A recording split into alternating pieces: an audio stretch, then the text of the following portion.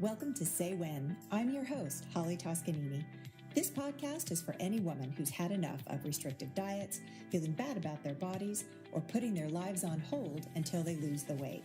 If you've had enough of diet culture, then it's time to say when. Hello, and welcome back to another episode of the Say When podcast. Today, I'm going to share a success story with you. So allow me to introduce a previous client of mine, Kristina Sims. Kristina is an experienced and compassionate therapeutic massage therapist with over 22 years of dedicated service. Her specialization in non-ambulatory massage, hospice care, and massage for the elderly showcases her commitment to improving the lives of those in need. She's developed a nationally accredited program which educates other massage therapists on working with veterans and individuals with limited mobility, and she is dedicated to sharing her experience and making a positive impact in the world. Now, as a Reiki master teacher, she channels healing energy to promote love and light in the world. With the use of tuning forks for sound therapy, she enhances the well-being of her clients, fostering balance inside and out. And furthermore, Kristina's work with children, particularly trauma-informed therapeutic yoga, highlights her caring nature and her mission to teach young minds that peace begins with them. Her diverse skill set and unwavering passion make her and all the services she offers a valuable asset to clients of all ages, allowing them to embrace their inner radiance and well-being. Hi, Kristina. It's so good to see you again.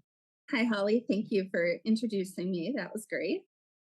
You are so welcome. We worked together starting last year, I believe. This podcast is being recorded at the end of 2023.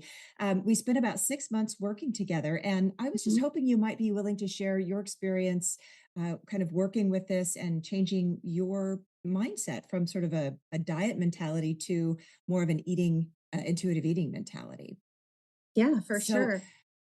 what specifically drew you to work with me? And do you think maybe your background in any of the massage therapy or yoga or Reiki had any influence on your decision? Yeah. The so what drew me to work with you specifically were the words non-diet. I was like, I have tried every single diet.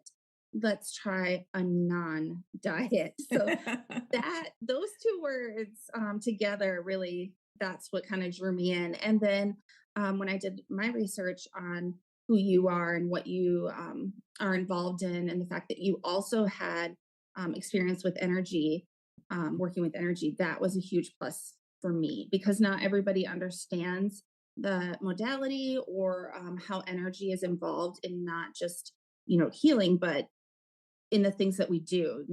So that was really special to me, that you would understand that part of me. And it also let me know that this was going to be a program that wasn't just about like physical, looks, appearance, but it was going to also tap into a more spiritual, energetic level. And that was really super important to me too. I'm so glad that resonated with you, because I think that is one of the things that makes this work that I do with this non-diet approach, it's so important, is that we're also addressing our intuitive nature. Intuitive eating, you wouldn't think that you actually want to engage your intuition. We think about, listening to our bodies a lot, but that connection between mind, body, and spirit is really critical for holistic healing and making progress in our lives. Right. Yeah, Yeah. totally. Before our sessions, had you worked with other coaches or programs to, kind of try to get the change that you thought you needed? And if so, how did those experiences differ from the work that you and I did together? You really can't compare. So the programs I did prior to working with you were mostly food focused.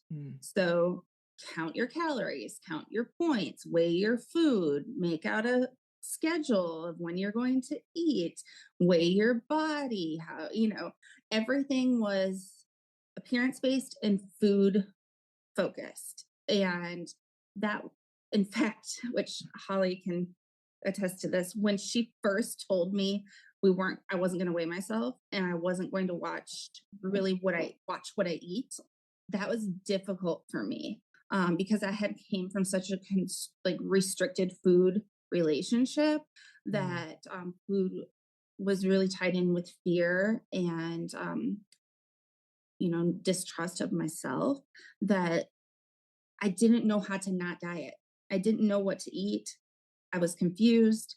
And so the concept of throwing those ideas out the window was very scary, but the most beneficial program I have ever tried. And I don't really feel at this point that I need to try another program because intuitive eating and listening to my inner voice is way more helpful and easy, if I can say that. It's hard at first, but easy than having to worry about, how many points something is or how much of, an apple weighs or whatever the case may be. But it's just so much easier. I have no desire to ever go back to those other programs. Now, I know in the beginning when we started working together, I had a quiz that was really to help people understand how dieting has impacted their lives. What did you Yeah. experience when you did some of those quizzes or assessments? How did you feel about that stuff?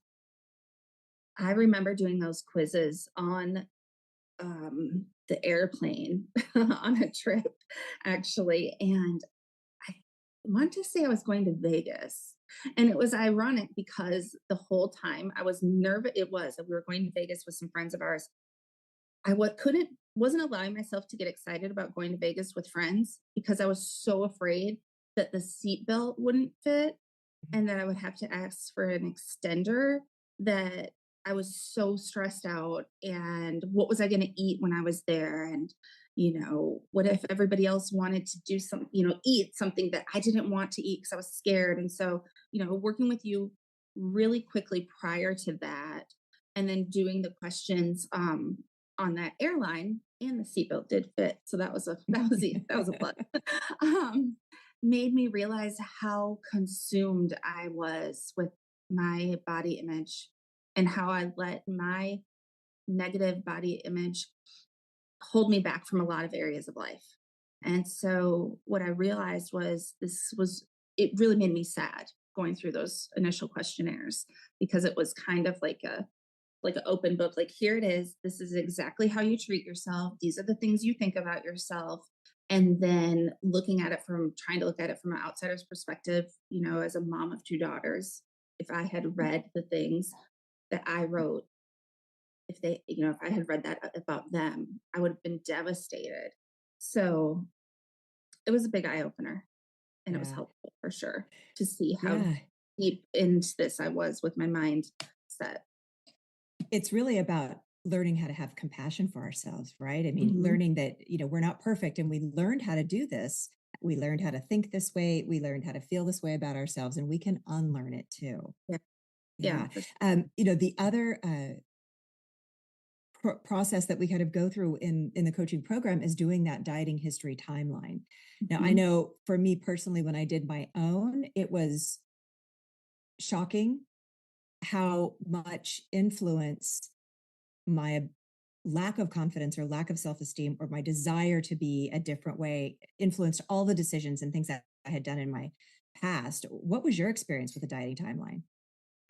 The dieting timeline was actually difficult as well, and not like it took a lot of time per se, difficult in that way, but like, again, having to kind of go back in that mental log of, Hmm. okay, when I did this diet, what was going on in my life at that time? Hmm. And one thing that really was brought to light was a lot of the times when I would switch diets or go to new diets, it was also during a time of change or stress during my life. And Hmm. so, what we worked on, realized it was also about control and trying to control what other people thought about me by how I look, which is Hmm. impossible. And so, I think that was the thing that stood out to me most about the timeline, was how often I fell back to diet culture to change the way I look, to help control in my mind anyway how other Hmm. people saw me. Yeah. Yeah. Something that I notice and a lot of clients notice is that even when we're looking at that timeline, it's kind of like this, cycle of when our weight is high and when our weight is low. And Yeah. those are sort of the milestones that we see. Oh my gosh, when I was gaining, this was going on in my life. And when I was Mhm. restricting, this was going on in my life. And what's so fascinating is that for most people, it doesn't matter if you are at a high weight or a low weight. you never have the confidence that you think you have. You know, we always think that, oh, well, when I'm smaller, I look better, I feel better, I'm happier, I have so much more Mhm. confidence. And when we look through that timeline, we go, oh my gosh, I really still did not like myself very much. I didn't like myself at all, Mm, which was, like I said, it was really sad.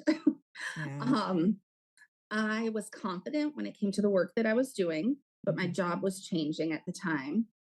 And so, at the time when we started working together, anyways, and not having that to fall back on was Hmm. difficult. And being able to embrace other parts of myself.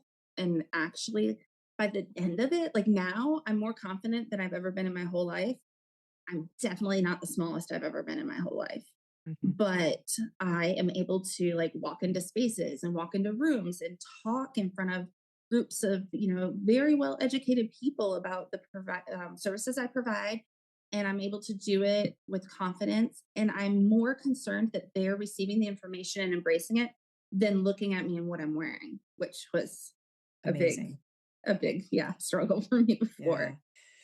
Well, um, I know I can think of some significant changes that have happened for you, but since starting your intuitive eating journey or work together, what are some of the most significant changes that you've noticed in your relationship with food and your body image? Well, I'll start with the significant relationships with food. So, prior to working with Holly, I had the tendency to either completely restrict my eating or say, okay, well, I ate a muffin, so I might as well just like throw this day to the wind and eat whatever the Mhm, hell I want all day. And now I know that it doesn't really work that way. Like, I don't need to do that. And I mhm, also learned about the value of food and how food tastes. Like, for example, I might have some ice cream with my daughters, right? And the difference is I'm going to choose something that's maybe higher, higher quality mhm, because I know that I don't need to have it every day and I don't need to eat it all today because it won't be there tomorrow. So that was super helpful because I was very much a like, oh, we have some banana bread on the counter, so I will eat it as breakfast dessert, lunch dessert, dinner dessert until it's gone because I don't mhm, know when I will allow it back in the house. And now I just don't do that. We have, our house has changed a little bit. We used to not have anything sweet in the house, no junk food whatsoever because I didn't trust myself to now I'm walking past it and am I hungry? Not really. And it'll be there later. So that's mhm. okay. You know, that was a huge shift. And being able to enjoy moments with my family Mm, when they were surrounded with food rather than be worried about the food. And that was something that I didn't realize I was doing, but I was. I would not be able to, like, I take the ice cream example, because that's something we literally talked about a couple mhm, different times. I'm able to, like, go down to the lake that we like to go to and this ice cream shop and enjoy that time with my girls rather than thinking about, oh, I'm going to have to really bump up some exercise tomorrow because I had this ice cream right now. Like, that is so nice to not have to think about that. So I'm really grateful, I really think grateful. one of the things that's so funny that you just said is we talk about the quality of the food that we eat, and you talked Hmm. about quality ice cream. And I can't tell you how many times I know I've done it myself when I was dieting, I would choose like the sugar-free or the fat-free Yeah. ice cream and then Yeah. end up eating a ton of it instead of Hmm. just having that amount of amazing, high quality, delicious ice cream that Hmm. would have been satisfying, right, in the Yeah. long run. So it's kind of crazy that we can have the fat-free cookies, and eat the whole box, but I'm not going to eat Hmm. one really delicious cookie. Right. I can have three 100-calorie packs, but I can't have one cookie. Yes. Right, That exactly. was a lot. I was really into diet food, into making my own food so that it would be less calories or less sugar and that type of thing, which Mhm. is great, but I wasn't doing it for the right reasons. So, Sure. but as far as my image, I you can't tell today because I am wearing black, but I thought about that earlier. I always wanted to blend in. I did not Mhm, want people to look at me. I did not have fond memories of, even my wedding, for example. Married the mm, right guy, but it was it until we worked together, I would honestly make comments like, "Oh, it was the worst day of my life because everybody was looking at me." And I hated people looking at me. So I would wear black or gray and try to blend in as much as Mm-hmm. possible. Um, Now I just wear things I like. And sometimes, my teenage daughters will tell me, no, no, but I wear it 'cause I like it. And yeah, it's fun. Like it's super fun. Like I've went to concerts recently and worn like um glittery shirts or Mm-hmm. bigger jewelry than I would normally wear to kind of join in on the moment. Mm-hmm. And I love that. I love that I'm able to do that and be who I am and not worry about what other people are thinking constantly. It really has made life easier, like I said earlier. I remember a conversation we had about a sweatshirt with a broken zipper or something that you wouldn't spend the money on yourself to get Mhm, something that, either fit mhm. you properly or, Yeah, to replace something because you just didn't think that you were worth it. that was true. That did happen, yes. And I have definitely improved my wardrobe. Uh, and and I like I said, I bought things that I like and not Hmm. looked at the price. That was the other thing. I felt like I wasn't worthy of a lot of things. And even if I did replace the jacket with the broken zipper, I would replace it with the one on clearance, even though maybe I liked the one that was just only on sale. So that has changed. Hmm. And I don't have guilt about it anymore. I used to have a lot of guilt around that, but now I don't. Yeah. So often when we are kind of going through this process, we have two sets of clothes in our closet. We have the ones that are aspirational, like when I lose the weight again, I'll be able to fit back into these. And then we Mhm. have all of the ones that are big and baggy that we can sort of hide in.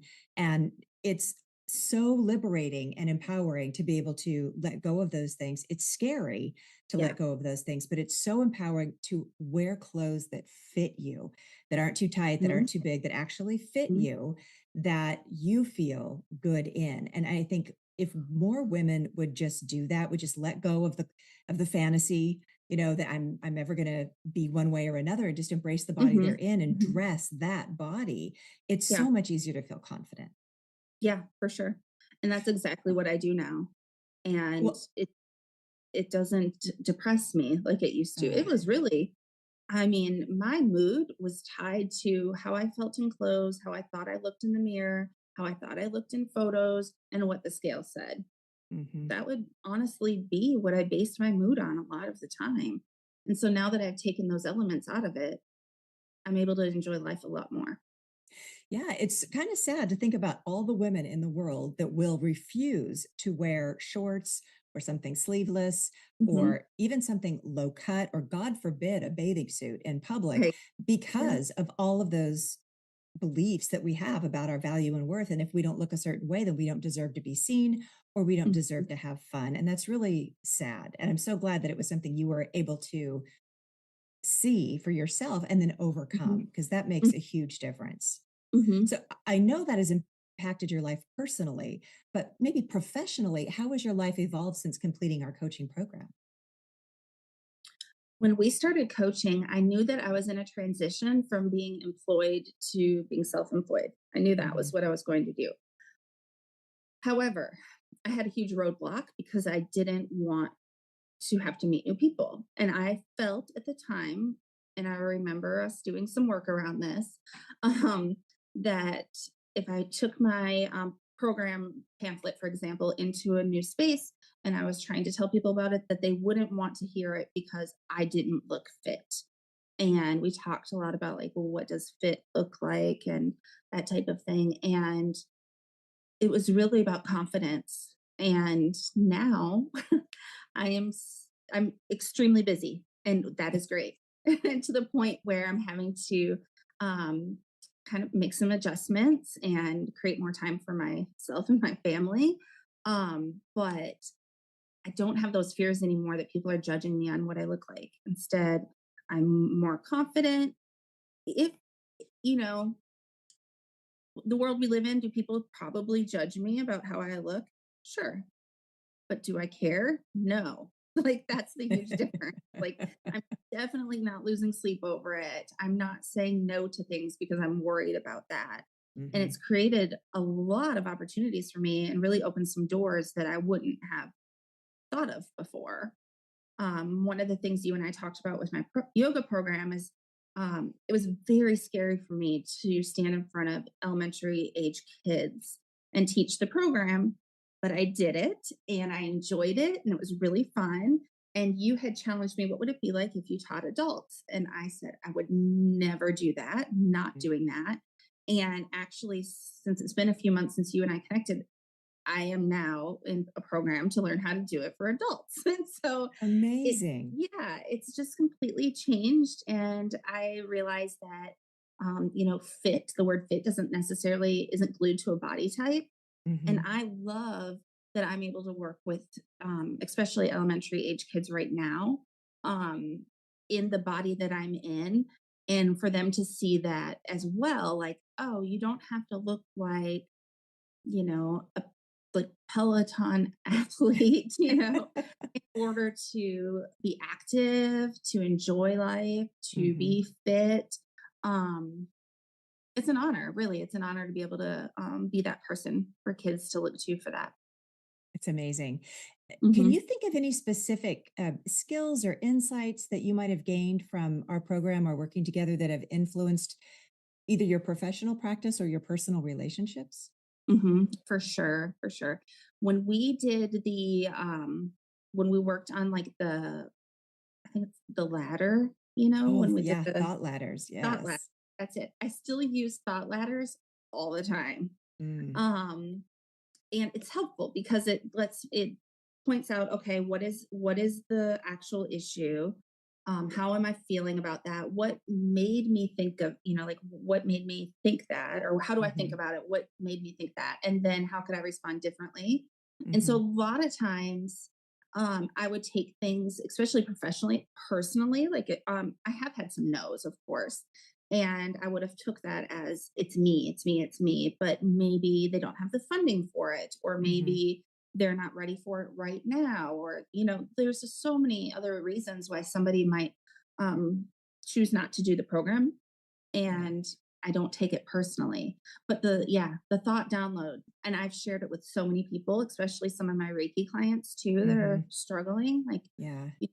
is this true? Is what could be, what could have been different and how would you have felt during that? Yeah. Super helpful. Self coaching is probably one of the most powerful tools that we can learn for ourselves and our continued personal development. I totally Hmm. agree.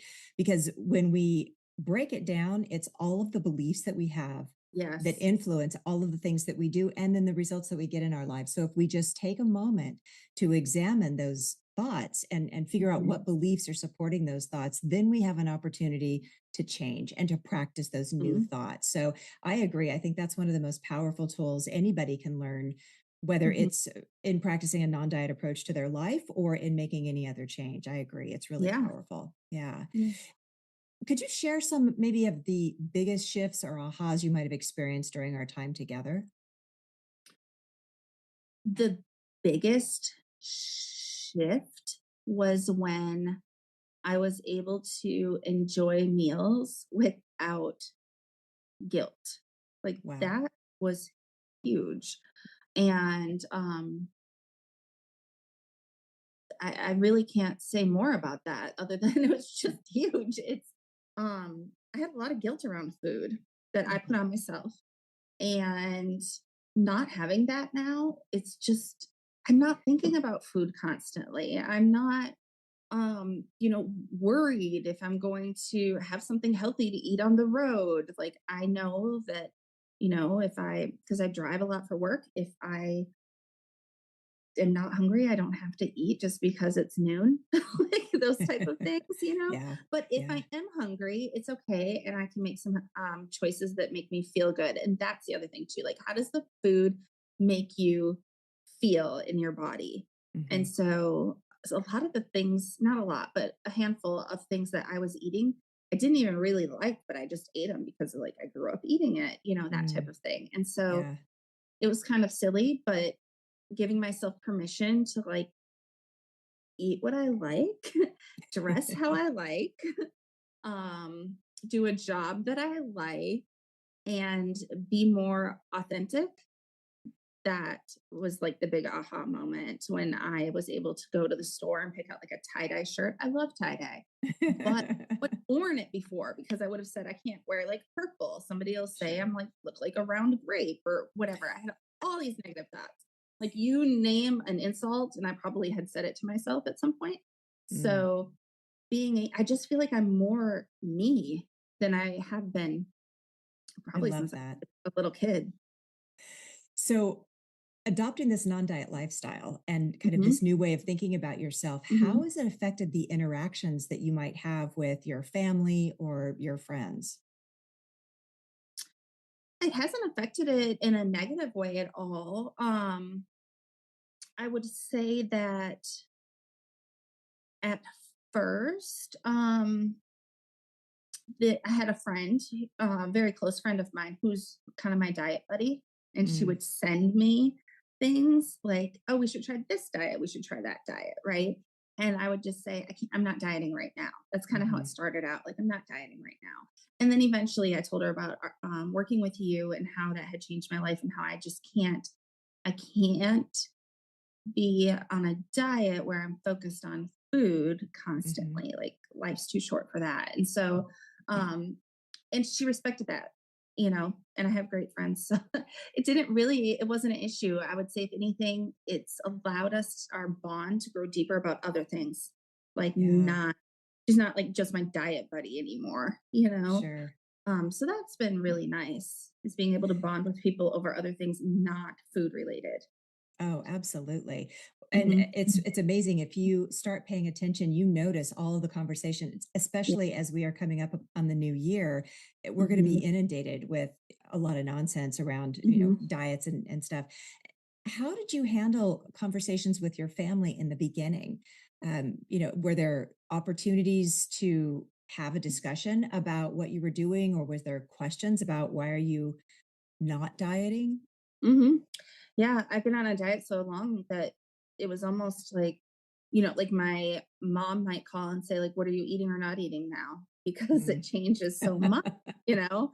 And so I would just be like, "Well, I eat everything that I like," kind of thing. And her and I actually had an opportunity to take a trip together to Florida, and it was really nice. I'm the oldest of six, so one-on-one time with mom does not happen very often, especially as most of us are adults now. And so Mhm. um, I was a little nervous about it at first, like, well, I don't want to eat, like greasy food the whole time, that type of thing. Mhm. But once I talked to her about it, and I talked to her about, intuitive eating and that type of thing, she was actually intrigued and really respected my decision. And it wasn't a problem at all. So I think that sometimes we put more pressure on ourselves to think it will be a problem for other people, but if you explain it like from your heart, and it also are able to give some examples on how it's improved your life, people aren't really going to argue about that. They're not Yeah. going to push back.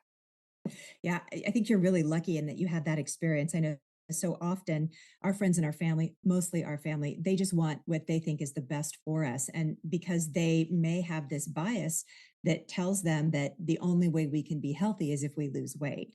And Yeah. sometimes it's a hard sell, to have that Hmm. conversation and say, look, this is who I am. I am a healthy person. I'm a happy person. I'm living a productive life. I'm contributing to society. I Hmm. don't really need to lose weight to be a complete person or to be a healthy person. And Yeah. sometimes that's a hard conversation, but I think just living your life the way you have, being authentic, that's the best way to prove that you're on the right path. Yeah. The hardest conversation that I had was with my medical provider, because Mm. prior to working together, I was told I was never going to be able to lose weight unless I had bypass surgery. Oh, wow. And I was almost I knew that wasn't right for me. Like my gut Hmm. instinct was like, I don't want to do that. I don't think that it's wrong if other people do choose to do that. But for me, it just didn't feel right. And that was one of the things that was kind of had me looking for a non-diet approach in the first place. Was I don't want to have surgery, but I have to lose weight because my medical provider is telling me, despite the fact that I do not have high blood pressure or cholesterol or diabetes, I need to lose, 100 pounds. And Hmm. so, um, I was convinced that if I didn't find a different solution, that I was going to have weight loss surgery to be healthy, period. And so, having that conversation with my medical providers at the time were now, no surprise, not my medical providers Yeah. anymore, Yeah. was hard because they were not supportive. They were really pushing for surgery. They were Mm. really pushing for, certain diets and even liquid diets and stuff like that. And I eventually had to realize that they probably weren't the best provider for me because our views didn't align. And Holly gave me permission to have those conversations with my doctors because I almost felt like, well, they know best. They're the Hmm. doctors, right? So if they're telling me I'm not healthy, even though on paper I look healthy, but physically I don't in their eyes, then they must be right. And so that was kind of feeding into that mindset of like, I'm not worthy because my doctors even say I'm too big, right? Hmm. And so when Holly gave me that permission to talk to them and gave me some guidelines, that was super helpful because I was able to say, like, no, I'm not going to do surgery. That's not right for me. And yeah, and it wasn't received greatest. So now I have new providers that are supportive. So that's good. It's amazing being able to advocate for yourself at the doctor, even if it's something as simple as Mhm. declining to be weighed. Because, I mean, if you're not having surgery, if there's not medication Mhm. that needs to be administered based on your height and weight, there's really no purpose to it. Um, and the worst thing is if you go in and have your weight, you actually get on the scale and then they announce it, right? I mean, so it causes so much anxiety for people. They don't go to Mhm. the doctor because A, they don't want to be weighed, and B, they don't want to have a hard conversation. So I agree, being willing to step up and say, this is the only factor in your determination that I am unhealthy is, my body mass index, which Yes. we kind of know is baloney anyway. But if that is the one thing that you're saying makes me unhealthy, we have a problem. And Mhm. then being willing to find a health at every size provider. There's lots of resources for that out there, but you have to do the work. And so it's admirable that you did that. But now look at how much happier you are. And I'm guessing that you are a lot more likely to go visit your doctor now that you know that you don't have to have that conversation again. Oh, yes, for sure. For sure. I'm actually having a dermatological issue, and I went to the doctor confidently, knowing that that wasn't something we were going to discuss prior. It really felt like I could go for, you know, a sore throat or sinus issues, and they would be like, "Well, here's your antibiotic, but if you lost weight, then," and it's like, You wouldn't "Really?" have a sore throat. I would not throat, okay, sure. So, yeah, having that, health at every size provider list and that type of thing was super helpful. Yeah, yeah. If you had to think back on the entire experience, I'm going to ask kind of a two-part question. One, what was the most challenging part of the work we did together? And then the other side of that would be what was the most rewarding thing you got out of our time together? Yeah. The most challenging part was self-acceptance. Like, really getting out of that unworthy mindset was difficult for me. Um, I didn't feel worthy of I mean, I didn't even feel worthy of the family I had. Like, I felt like a failure because of how I looked. And they were all active and I wasn't as active as they were. And um, I was just, that feeling, I never want to feel that again. That feeling of unworthiness. And I didn't even have a name for it until I started working with you. Hmm. Um, I would say the most impactful is my life no longer revolves around food.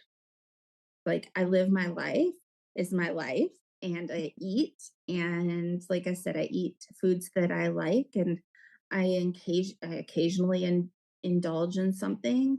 There are weeks where I do eat salads every day because they're good and I got a new dressing I liked, but it's not because I'm like, I have to eat salad every day because I ate lasagna last weekend. I'm not justifying what I eat anymore, which has Yeah. been overall super freeing. Like, I literally have like freedom from fear of gaining weight and not losing weight. Now, if I lost some weight, I would be fine with that. But if I don't, and I know that I'm, doing some gentle exercise that's good for my body, and I'm eating foods that make me feel good, and I'm getting enough sleep and all those other things, then I'm just not stressed about it. Yeah, I think that's an important part right there, what you said about the fear of gaining weight. Because I know that so many times when we have these initial conversations, I'm okay if I stay here, but I really want to lose. And Yeah. if I practice intuitive eating, that means if I can eat anything I want, well, then I'm going to gain weight. And to a lot of women, that's the most terrifying concept is I can't gain weight. Yeah, when you first told me that concept, I cried because Yeah. I was like, I can't gain weight. I already need weight loss surgery. What's going to happen if I gain weight? And so, yeah, when you first said that, that was tough. That was probably the hardest, is letting go of all of the diet culture that had like intoxicated my brain Yeah. and told me how I should look and what I should eat and what I should, dress like and drink and this and that. And letting go of all that was difficult for sure. But I'm so glad that I did, because it's now made me so aware of like how it's in everything. Mm, Like everywhere you turn, there's something about, some new weight loss medication or a new diet, or unfortunately, it's just never going to end. right. And so now that I'm aware of it, I won't like be consumed by it. And Yeah. I like tempted to try those things. I'm like, Hmm. oh, okay, whatever, and I'll Right. stick to what I know works for me. Yeah, and the time we worked together for 6 months, which I know Hmm. 6 months is a time investment. Absolutely, it's a Hmm. commitment to show up every week for 6 months and do this work. There's also a financial commitment to doing this work Hmm. together, and then there's sort of this personal commitment to making the changes. What advice would you give for anyone who might be listening to the podcast today who's considering adopting a non-diet lifestyle? What would you say to them? I would say, if you're considering adopting a non-diet lifestyle, then you need to adopt a non-diet lifestyle. There's a reason you've came to that conclusion, and it's probably out of exhaustion that you've tried everything else. Um, we are not meant as humans to be on diets that are restricting. And that's not what life is about. Like, life's about so much more than that. And then working with Holly and her program, you're not only going to learn how to have a better relationship with food, you're going to learn why you might have not great relationship with food in the first place. You're Hmm. going to learn how that relationship affects other areas of your life. um, it really was a therapeutic relationship. And it opened my eyes to a lot of different areas in my life that I needed improvement. And more than anything, it helped me realize that I am worthy. I am worthy of not being on a diet, as kind of weird as that sounds. Like, I am worthy of that. And I am worthy of having the job that I desire, and, the things that I want in life to make myself feel like prosperous. So if you're thinking about it, it's time. I am so glad I didn't waste another year of my life pouring thousands of dollars into diet programs and medications and herbs and supplements.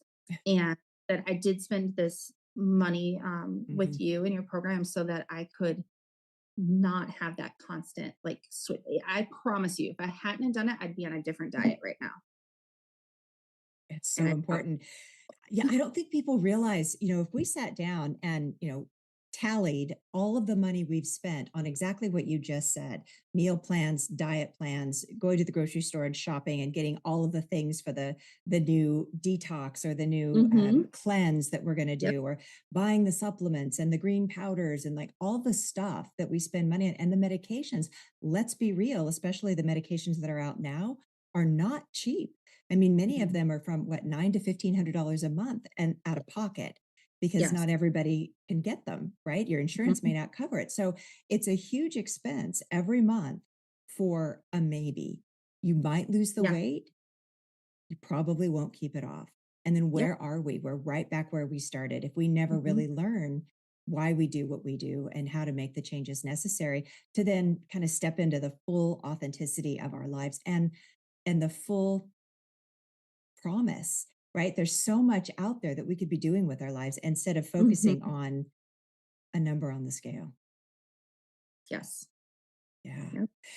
I know that the work that you do is amazing. And it Mm. sounds like being able to kind of liberate yourself from kind of the prison cell of diet culture has opened up so many more avenues for you personally and professionally. You've really Yeah. flourished in your Yeah. new practice.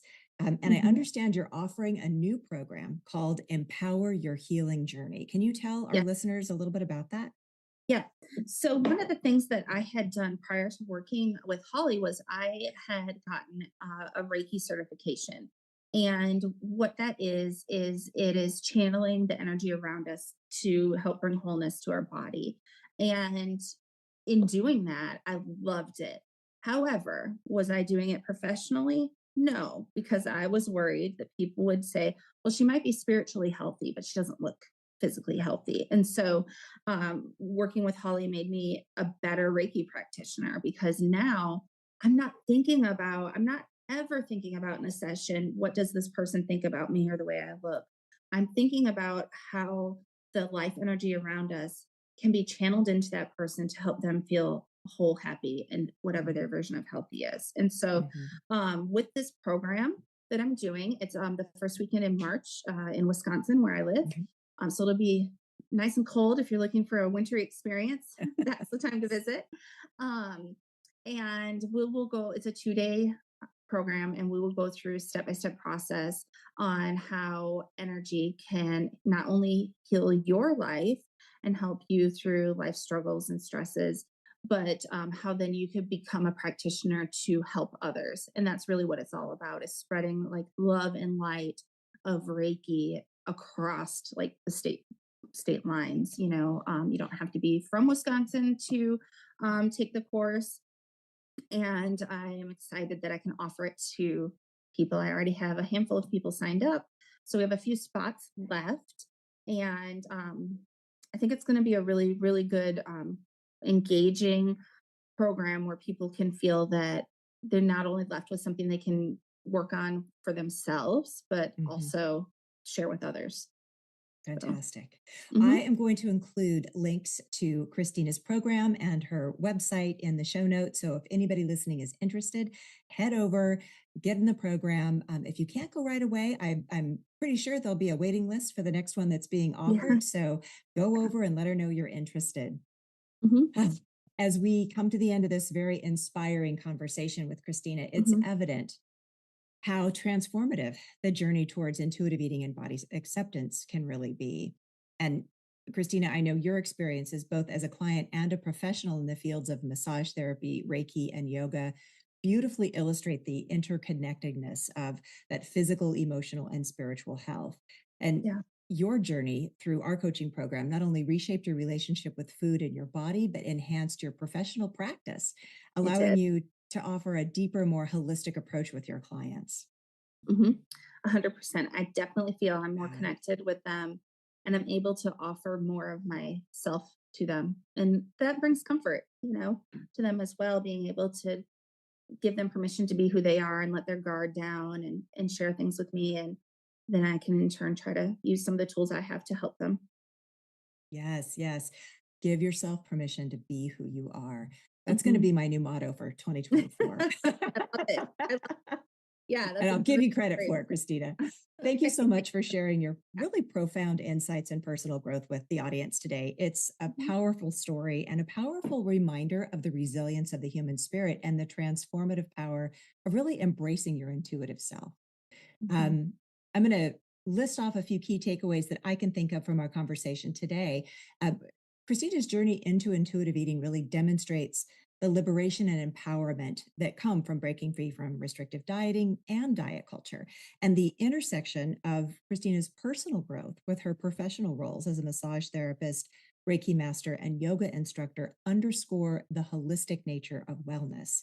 And Christina's experiences highlight the significant role body acceptance plays in our overall well being and self esteem. And the challenges Christina faced and overcame emphasize that this journey's complexity and importance of perseverance, and self compassion, most importantly, in any personal transformation. And her story illustrates how integrating intuitive eating principles can enhance other areas of your life, creating a comprehensive approach to your health. And her ongoing use of the self coaching methods showcases that lasting impact and practicality of the skills learned during our coaching program. And we really are reinforcing the idea here that health is not solely defined by our physical aspects, but it's a blend of mental, spiritual, and emotional elements. So, thank you, Kristina, for being here today. And I want to thank the audience for joining us for another episode of the Say When podcast. You can find all the links to Kristina's website and learn more about our program in the show notes. Until next time, thank you so much and bye for now.